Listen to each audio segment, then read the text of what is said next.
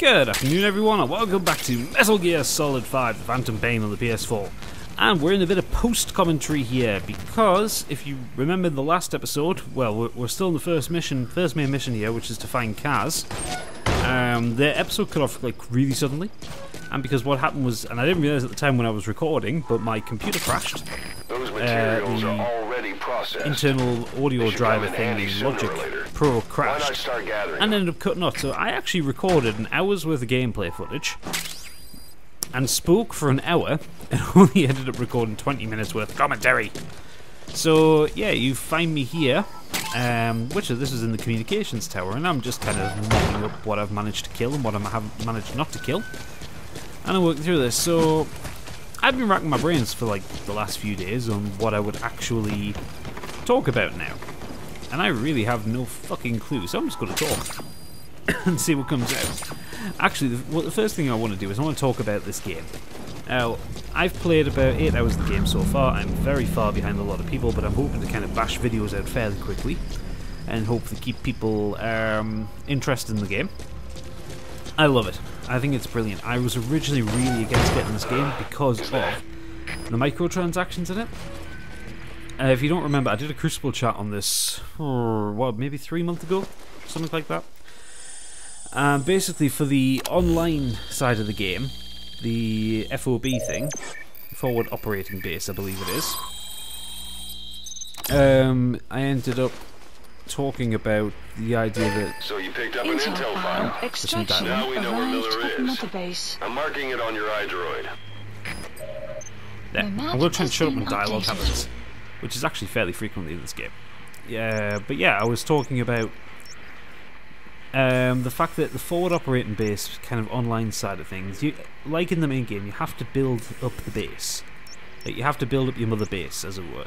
But for the online side of it, you can buy MB points or MB money or something like that, which allows you to speed up the time it takes to build your base. So what you end up with is kind of like you get in those kind of cheesy free-to-play games. Oh, hang on, is there a tape here? Snake, I wanted to ask you about the man on fire. What do you remember from the hospital? Anything we can use? Well, he took off the moment the sprinklers started up. Sprinklers? The fire system? And when he got sprayed with water from the burst pipe, it slowed him down. When we escaped on horseback, he wouldn't cross the river either. And then it started to rain. And he disappeared.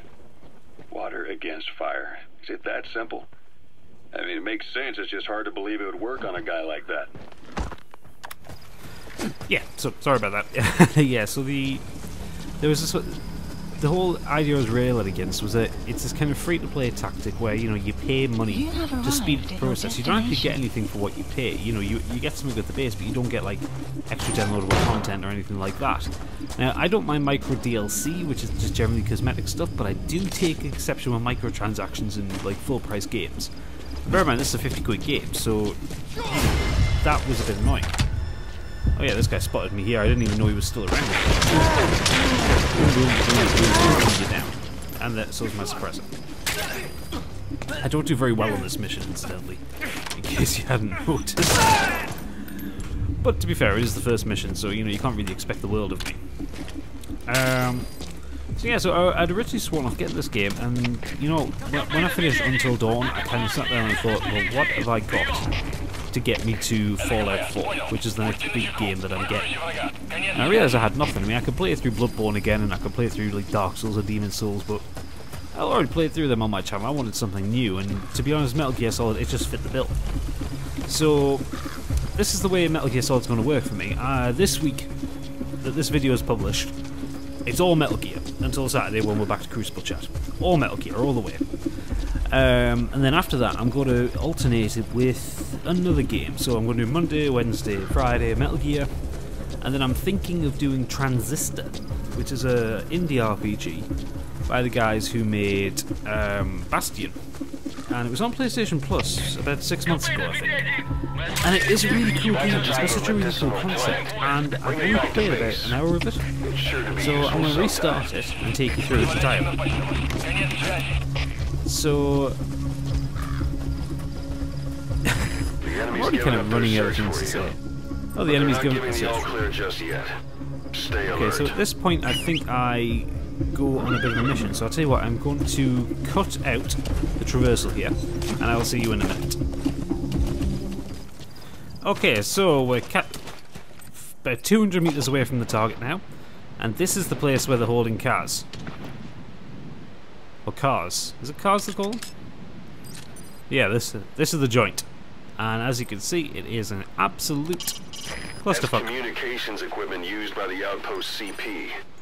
It must be how they keep in touch with headquarters. If you destroy it, you might be able to cut off the CP from their HQ. Basically, this whole area is a little settlement that's built into the hill. It's full of little houses, and it's got far more guards than I ever expected in it. Little spoiler, yeah, I really don't do very well at this section. It is interesting though, when I kind of watch back and see what I was doing and what I was doing wrong. At the minute here, I was just trying to mark as many targets. Hiding on horseback allows you to stay out of sight even while on the move. It's effective for avoiding enemy guard posts and long-range reconnaissance patrols.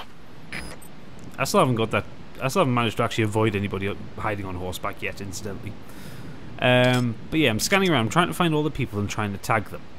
Now the problem is with these games is a lot of the people are indoors, so it doesn't matter how diligent you are at trying to find everybody with a scope. You're never going to find them all. So I work out that little building there is my first port of call, and then my idea is to kind of go around the back to find cars. Which, I mean, can't be the worst idea I've ever had. And it's just me who's Snake really loud when he runs. You've reached one day. They've got Miller locked up in that town. Check your iDroid for his location. I hope to hell he's alright. He's not your average client. Okay. He is alright in some form. He's not in the best of health, but you know, he's alive, and that's the key thing. So yeah, so just double checking here, making sure there aren't any guys hanging about. Find a gun emplacement. A Soviet soldier of the 40th Army.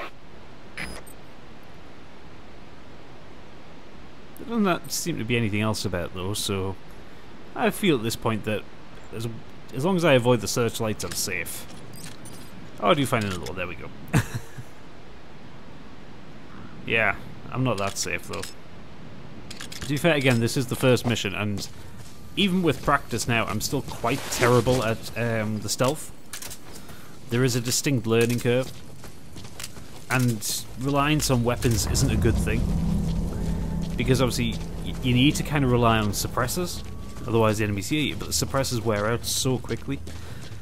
I mean, for instance, on the rifle, the assault rifle that I'm carrying, the suppressor wears out in half a clip. So, and it fires rapid fire, it doesn't fire burst. So you kind of, you only get really one chance to use it on an enemy, and the accuracy is so poor on it. Although I did work out your accuracy improves when you're aiming at somebody. You can press, well, on the PlayStation it's R1, you can aim down sights, which does make life a lot easier. So yeah, we're coming close to the point where I just about fucked this up nicely. Because obviously, like I say, I haven't tagged every single soldier because I haven't seen every single soldier. And there are a lot more here than I was expecting. I do have to say, and I probably said this in the other videos, but this game is just so good looking. It's such a good game. And such a good looking game as well.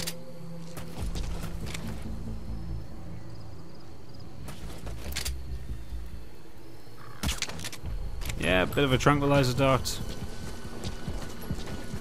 Trying to incapacitate as many soldiers as possible. I'm getting closer and closer to cars.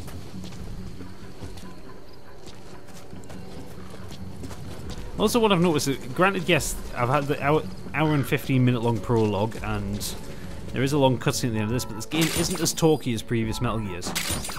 There isn't a huge amount of cutscenes like there were in the other ones. I mean, granted, I'm in early days in the game, and there might be more to come, but so far, like I say, I've played about 8-9 hours, and I've had about 7 hours of actual gameplay. And that's a statistic I like. Okay, so I think I'm being sneaky here by avoiding this guy. But there is another one coming around the corner here. And the game is designed... I love doing this little cheat where you can spin the camera and see, and the game is designed so you can't do that! Damn it! I was devastated to find that out. Obviously, that was always that's always the tactic in a third-person game. You just swoop the camera around and you can effectively see around corners. Playing the game with headphones on is advisable because it gives you a really good ability to like pinpoint where people are. I don't know what that beep was though.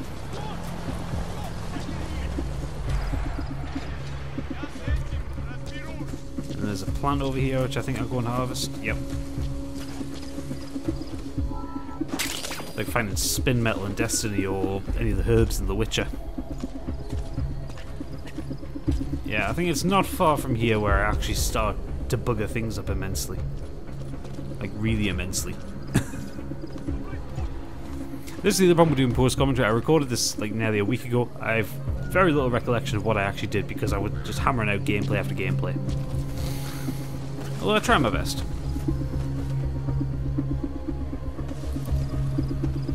You see, I do know that I don't do things well, and there is actually a really killer cutscene at the end of this. So Kaz is in there. Ah! Yeah, use the dive to get out of the way. What I should have done was do the aim down sights, which I now know you can do. If you hit him in the head with a trank gun, it knocks him out instantly, although 2 darts actually seem to do the trick quite nicely there.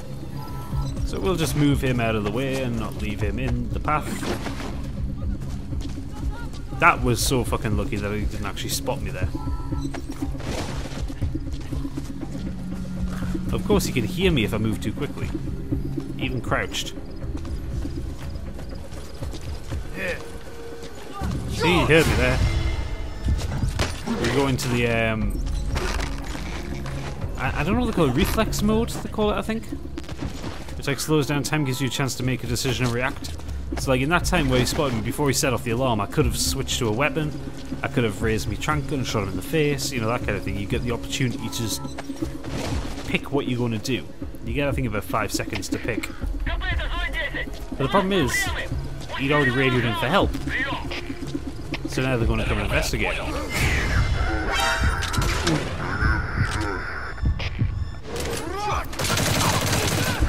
And now they know. And I lost heroism because of it. That's where they're holding Miller. Oh, I obtained the suppressor there. So now the rush is on to find Kaz before, you know, everybody comes and kills me. I figured I could probably hide down here. Oh yeah, it also takes a lot to kill an enemy. Short of a headshot. If you get a headshot, it's guaranteed kill, but the if you just shoot, if you do body shots, it doesn't, very rarely actually kills them. Watch. See there, I had to do 2 rounds of it to actually kill him. I've taken 2 hits there. The dive mechanic is pretty handy, actually. One of the better new things that they put into the game. I really stirred up the hive here. Yeah, ammo for the primary weapon, and there's Kaz. Let's see if I can try and hide out here. Actually, I didn't realise now until I'm doing this commentary that you could pick up suppressors in the world. That's interesting to know. And useful to know, for that matter.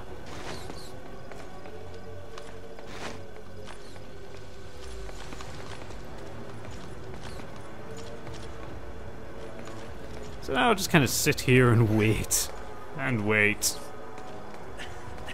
Yeah, while I'm waiting, I had also thought that for this episode I was going to do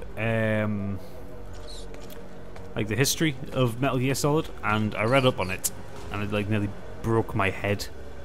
There's so much of Metal Gear to talk about and to think through and to reconsider. It would have been a fucking 2-hour-long video just to discuss everything leading up to this point. Shut up. And bear in mind this is a prequel as well. So I wouldn't even be covering the Solid Snake years. Looks like the enemy's lost sight of you. They're gonna try to hunt you down. Ocelot's very helpful in this game. Yeah, if I tried to do the whole history of Metal Gear up to this point, so that would be Metal Gear Solid 3, Peace Walker, Portable Ops, Ground Zeroes, and this, it still would have taken like a 2-hour video to do it. I'm serious, it just, there's so much information, so many characters, so many double crosses. Yep, he saw me. Die, bitch.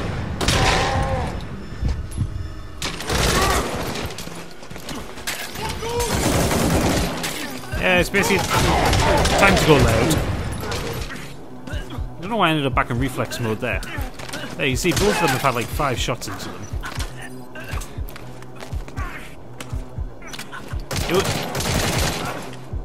I'm shooting the other guy's leg. So I went executioner style. It's now at this point where I decided just to fuck it and run.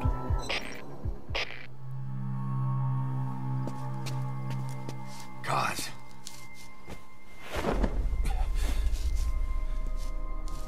No more use for me, huh? Kaz, it's me. I'm here to get you out. Snake. They do something to your eyes? No, it's just bright as all.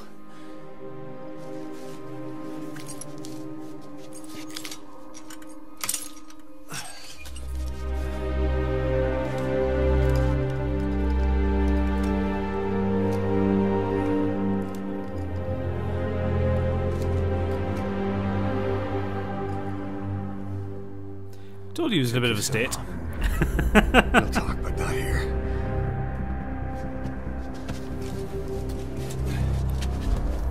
I still don't really buy Kiefer Sutherland as Snake, though. Call me old-fashioned, but I wish we had David Hayter. You've secured the target. I'll send the chopper to get you out. Make your way to the RV. You can check the location on your iDroid. Yeah, so this was the point where we needed just to fucking run. But if I remember earlier, I think I do actually just chuck cars at somebody. Age hasn't slowed you down one bit.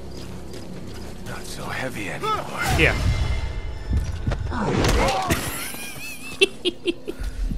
That's possibly the funniest thing I've done in a game ever. But yeah, I've got to get this brutally injured, brutally tortured guy out of here. No, I got spotted. Let's just fucking chuck him at a soldier. Not so heavy anymore, right? He's not heavy. He's my brother. I've been waiting 9 years to hear him. Kept you waiting. Still stopped to pick up a diamond, though. Come on. Save for all time. God damn it, we need that GMP. I don't know why I decided to harvest that as well. We can always come back here another time. So yeah, so we're going to the extraction point. It's just across this bridge down here. And this is the point where we get the badass cutscene that I was telling you about. We lost it all that day. Everything. Oh yeah, this is a little bit of backstory about Ground Zeroes. Look ahead. There's something I want to show you. This is B-Quad. Arriving shortly at LZ. Okay, so this is Pequod, our helicopter guy. We just have to wait for him, but we have this mist. Now, what could be causing this, you ask? This is B-Quad. On station at LZ. Support helicopter has arrived. Ahab, do you read me? This is Pequod. There's a gas covering the LZ. We can't land. Pulling back.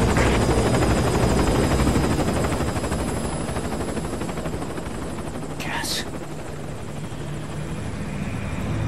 Get ready for some fucked up badassery. It's them.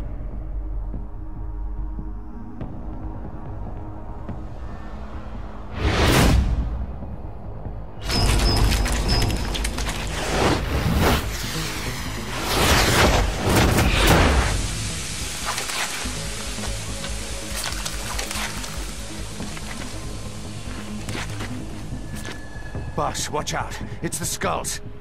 Don't let them find us. Extraction arrived at Whatever that Mother mist Base. is, it's all around you. We can't see through it. I'm changing the RV so it's outside the mist. Get over there. The chopper will be waiting. So, yeah, these are the skulls. I don't know who they are or what they represent. So I decided not to kind of Google these things because I didn't want to run the risk of getting spoilers. But it looks like these are going to be the bosses for this game.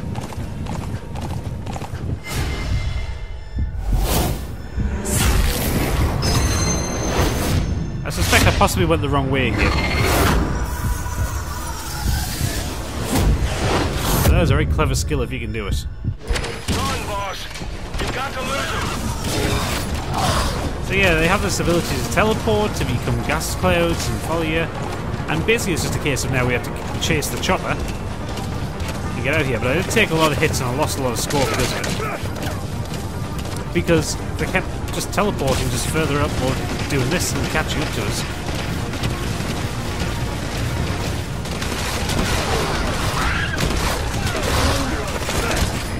This is P1. Arriving shortly at LZ. Yeah, it took a lot of hits here.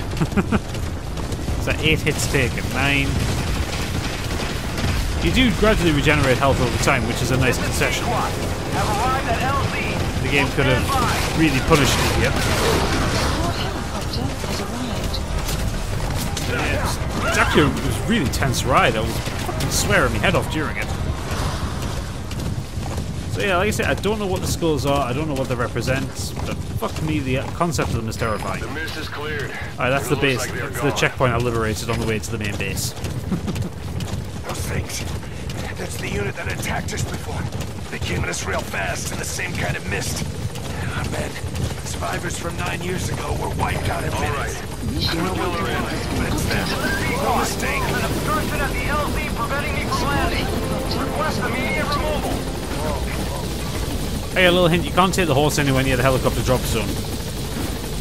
Because they'll just say it's an obstruction. This is B-Quad. There's an obstruction Took me a few at the seconds to LZ work that preventing me particular from little nugget landing. out. Request immediate removal.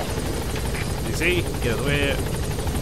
Get close to it, and then it goes up. There's an obstruction at the LZ preventing me from landing. Request immediate removal. So we hop off there, and we need to get Miller off. Even though the horse is determined to run away with him. And now we can dump him in the helicopter and we can go home. Dogs. Their surroundings will be easier to see, and that goes for the enemy as well. Okay, objective Guard detail complete. in Soviet outpost changes in the morning too. Watch yourself. Yeah, that was a slightly stressful mission. And the horse is carried off in the balloon. Rather amusing sound. Oh yeah, we have this. Buddy, I've actually found a use for it, but, you know, someday it'll come in useful. I'll get to tear shit up with a minigun. extraction arrived at Mother Base. The Phantom Limb. I only did 2 of this, I got a B for it. And I lost score for a lot of things. But we did get a lot of GMP, so I've got a lot of money I can spend, which is really helpful. And my heroism went up. Oh yeah, we get credits at the end of each mission as well. I have no idea why.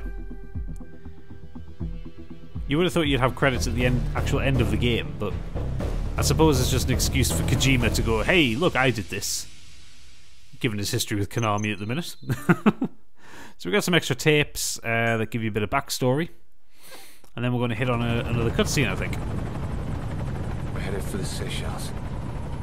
That's where our new home is now. Hey. That was some operation we had, huh? 9 years ago. Carving out That's our some own mullet world, you've got. making our own future. And they took it away.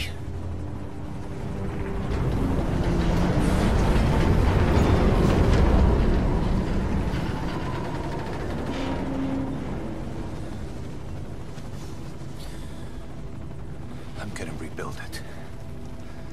Make a new place. Together. That we can call home.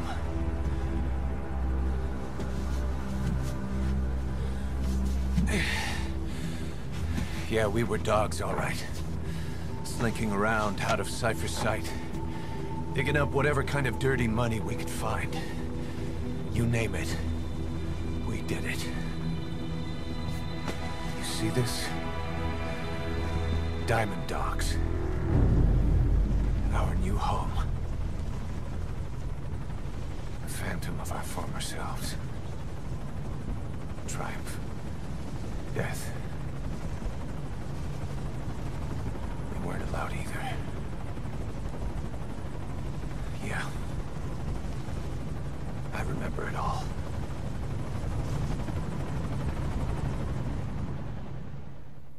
I'm not sure what Diamond Dogs has to do with home, though, but...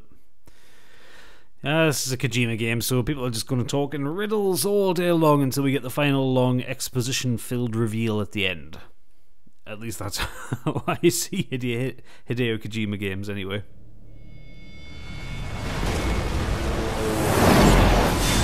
This is a flashback to the end of Ground Zeroes, in case you haven't seen it.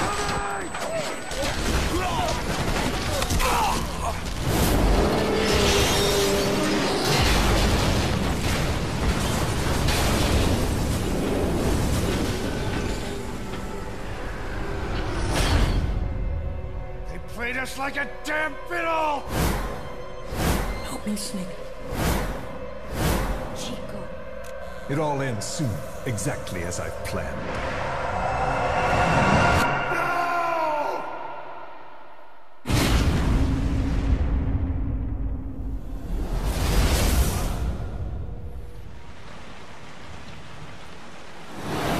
Give my regards to your boss when you get home.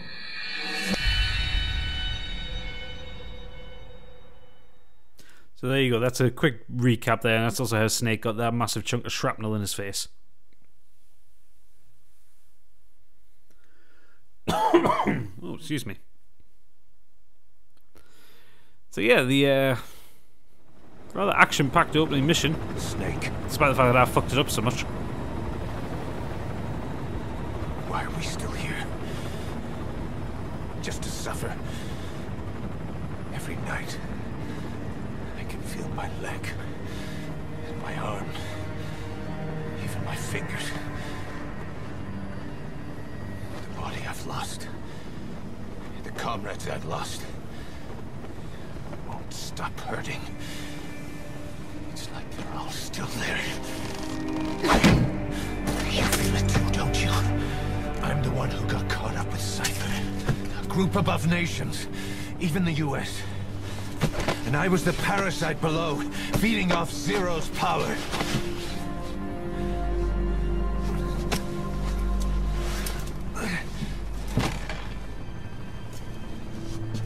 They came after you in Cyprus. Then Afghanistan. Cypher just keeps growing. Swallowing everything in its path. Getting bigger and bigger. How big now? Boss. I'm gonna make him give back our past. Take back everything that we've lost. And I won't rest until we do. Approaching Mother Base. I'm curious as to whether a man who only has one leg and one arm should be wandering around unrestrained on a helicopter with its door open. Our new Mother Base. I know he's a soldier and he'll have done this thing before, but still. But I'll make it bigger. Better than before. Yes, so this is the humble startings of Mother Base. What should I do? So at the minute it just looks like a single oil platform.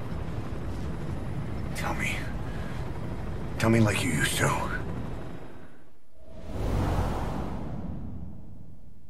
Tell me like you used to. I don't get that.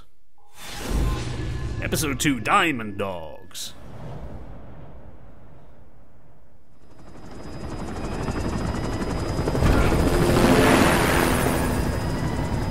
Yeah, it's going to be our first landing on another base for the game. Now we get to build this place up as we go throughout. I haven't managed to add any extra platforms to it yet, but I'm working on it.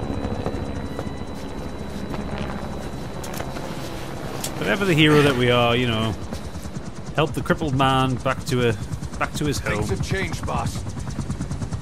We pull in money, recruits, Just to combat Cypher. Rubbing our noses in bloody battlefield dirt. All for revenge. The world calls for wet work, and we answer. No greater good. No just cause. Cause. Cypher sent us to hell. But we're going even deeper. I know. I'm already a demon. Heaven's not my kind of place anyway.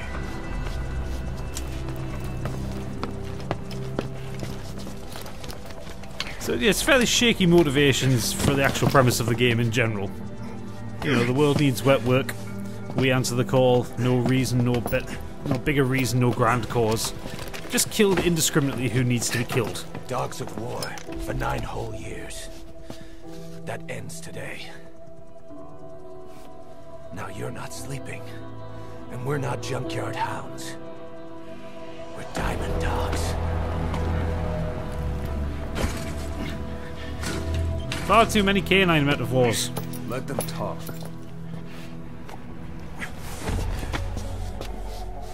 We can crush Cypher, boss. And you can build the army that can do it. Just one thing, Kaz. This isn't about the past. We're fighting for the future.